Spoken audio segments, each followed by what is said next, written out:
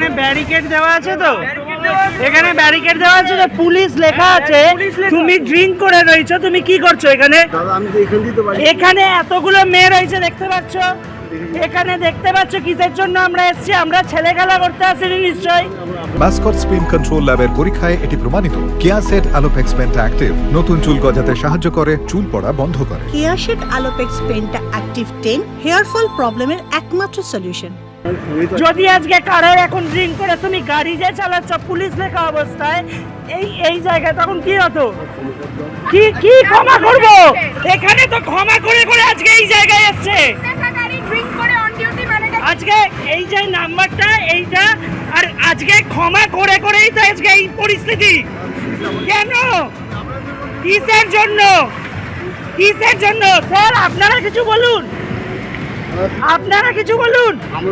দাদা রবীন্দ্রনাথ না, আপনি ড্রিঙ্ক করে কি করে নেই? না স্যার বলুন, দাঁড়ান, আপনি কি বলছেন? উনি ড্রিঙ্ক করে মেরে দিচ্ছিল। আপনি সেটা দেখুন, আমরা সেটা বলছি। বাহ বাহ,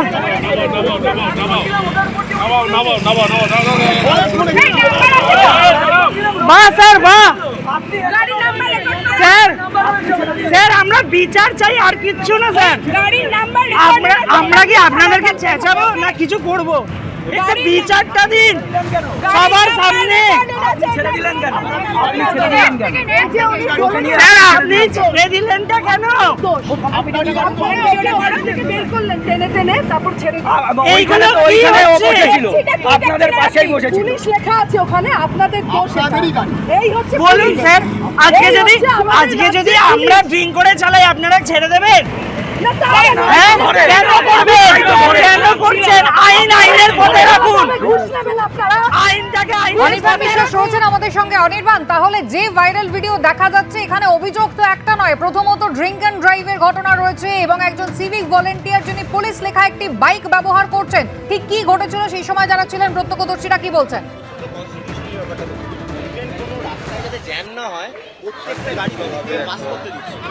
আমরা ভিডিওটা দেখেছি এবং সেখানে উনি যে ছেড়ে দিচ্ছেন সেটাও ছবিতে রয়েছে। অনির্বাণ, শোনা যাচ্ছে কি?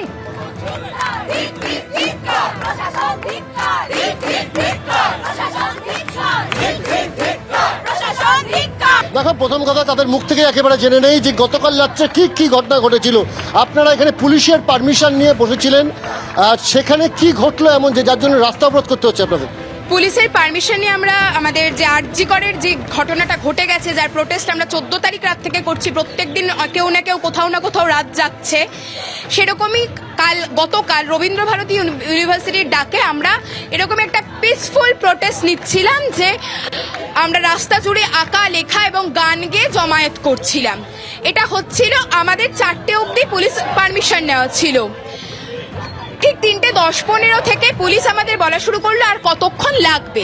আমরা বললাম আমাদের রঙও শেষ হয়ে এসছে, আর বেশিক্ষণের বিষয় নয়, আমরা উঠে যাব একটু পরেই। হঠাৎ ওই 3:20-25 নাগাদ একটা বাইক খুব টালমাটাল ভাবে এসে একটা ব্যারিকেডে ধাক্কা মারলো। তো আমরা ওখানেই লিখছিলাম, আমরা সবাইকে গেলাম। অনির্বাণ, যে পুলিশ অফিসারকেও আমরা ভাইরাল ভিডিওতে দেখলাম, যিনি এই মদ্যপ অবস্থায় থাকা সিভিক ভলেন্টিয়ারকে বের করে দিয়েছেন, অভিযোগ করছেন এই মুহূর্তে যারা বিক্ষোভ দেখাচ্ছেন তাকে ঘিরে ধরে, একবার তাদের সঙ্গে কি কথা বলা যায়? একদমই, আমরা কথা বলবো তাদের সাথে। এখানে দেখতেই পাচ্ছ যে পুলিশ কর্মীকে মাঝখানে রেখে কিন্তু প্রত্যেকে এখানে তারা বিক্ষোভ কর্মসূচি চালাচ্ছেন। কেন তারা বিক্ষোভ কর্মসূচি চালাচ্ছেন? আপনারা এই পুলিশ কর্মীকে সামনে রেখে কেন বিক্ষোভ কর্মসূচি চালাচ্ছেন? দেখুন, যতদিন মেয়েদের জন্য সুরক্ষা না আসছে, যতদিন পর্যন্ত আমরা দেখবো যে সিভিক ভলেন্টিয়াররা ওই মদ খেয়ে বাইক চালাবে, মেয়েদের ওপর তুলে দেবে, কটূক্তি করবে, ততদিন এই প্রতিবাদ চলবে, এই আন্দোলন চলবে, রাস্তা ব্লক থাকবে। কিন্তু পুলিশ কর্মীকে কেন আটকে রাখা হচ্ছে? কারণ ওই পুলিশ কর্মী সিভিক ভলেন্টিয়ারকে ছেড়ে দিয়েছে, উনি ছেড়ে দিয়েছেন। কালকে রাত্রিবেলা একটা ঘটনা ঘটে, আমরা এখানে কর্মসূচি নিয়েছিলাম যেখানে আমরা ছবি আঁকছিলাম। মোটামুটি 3:30 নাগাদ একটি বাইক এসে ওই ব্যারিকেডে ধাক্কা মারে। আমরা সবাই গিয়ে দেখি যে সেই বাইকটির সামনে লেখা আছে পুলিশ, এবং সেই পুলিশ লেখার পর আমাদের ছাত্রছাত্রীরা তাদেরকে ঘিরে ধরে, এবং ঘিরে ধরার পর যখন দেখে যে ওই পুলিশটি, এই অফিসারটি উনি ওনাকে ছাড়িয়ে বলে যে সাইডে এসো, এবং ওনাকে পালিয়ে যেতে সাহায্য করে, এবং আমাদের দৃঢ় বিশ্বাস উনিও মদ্যপ অবস্থায় ছিলেন।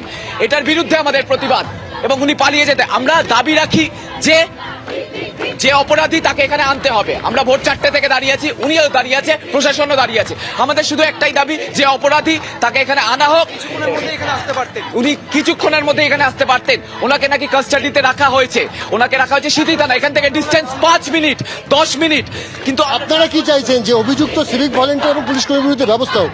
একদমই হোক, এনার বিরুদ্ধে যিনি সাহায্য করেছেন তার বিরুদ্ধে, এবং যিনি করেছেন তার বিরুদ্ধে শাস্তি দিতে হবে, কঠোর থেকে কঠোর শাস্তি। আমরা এফআইআর করছি, এবং আইনগতভাবে আমরা আমাদের দাবি জানাচ্ছি, আইনগতভাবে আমরা আমাদের পদক্ষেপ নিয়েছি। পুলিশের বাইকের থেকে আমরা জানতে পেরেছি, নাম্বার প্লেট থেকে, ওয়েবসাইট থেকে, যে পুলিশের বাইকে সবকিছু 2008 সালে ল্যাপস করে গেছে, ইন্স্যুরেন্স ল্যাপস করে গেছে, পুলিশের বাইকের ল্যাপস করে গেছে।